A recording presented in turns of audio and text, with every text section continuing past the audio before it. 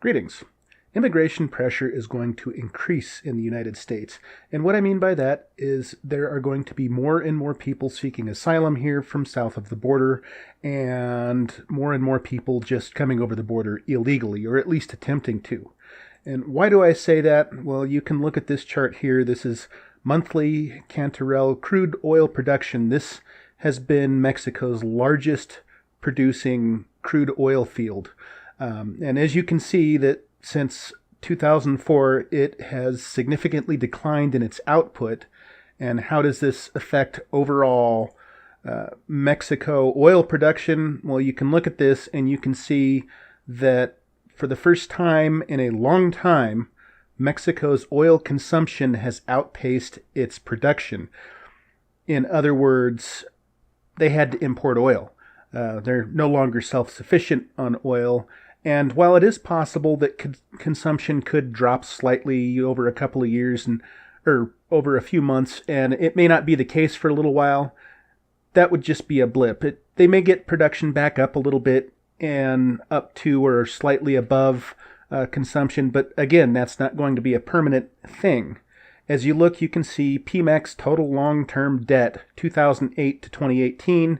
You can see that over the past decade, it's almost tripled its debt load. So this means it's going to have a harder time getting cheap credit to do exploration to find more oil, so on and so forth.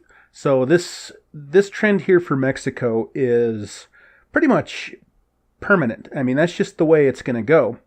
And this is a rather large deal because Mexico gets a lot of money from remittances. And in fact, if you look at this Associated Press article, I'm not going to go through the entire thing, but this was from 2016 and it's talking about 2015. Mexico's central bank reports Mexicans overseas sent nearly 24.8 billion home in 2015, overtaking oil revenues for the first time as a source of foreign income. Remittances were up 4.75% from 2014 when they totaled 23.6 billion. The Bank of Mexico said they had never before surpassed petroleum since the Bank of Mexico began tracking them in 1995. Analysts pointed to the slumping global prices of oil, which earned Mexico $23.4 billion in 2015, and improved economic conditions in the United States, home to more than 11 million Mexicans and the source of nearly all Mexico's remittances. That is to say that they come up here, they get whatever job they can, they get on whatever social welfare program they can, and they take the money that they get and they send it back to Mexico. This is a major source of income for Mexico, larger than Mexico's entire petroleum industry. And if you look, here are some more recent numbers for remittances back to Mexico. Each bar here is a quarter of the year, and you can see that second quarter 2018, it peaked at $9.0576 billion. And in fact, if you add up all 4 quarters of 2018, they sent back around $33.5 billion to Mexico. Since Mexico is no longer a net exporter of oil, it can no longer sell oil for US dollars. This means it needs to find other ways to get US dollars to conduct international trade, and it has an added burden of needing even more US dollars to purchase the oil that it used to be able to produce itself.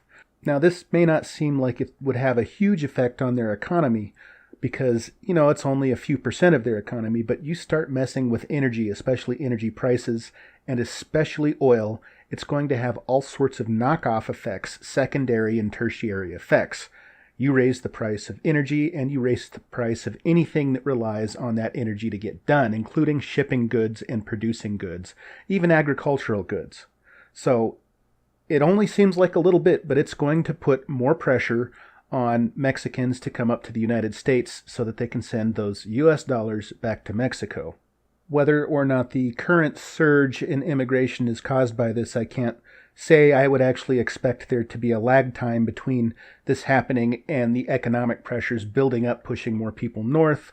That's my personal opinion, and it's speculation, but regardless, I guarantee that if this trend continues, which I'm pretty sure it's going to, you're going to see immigration pressure to the United States increase.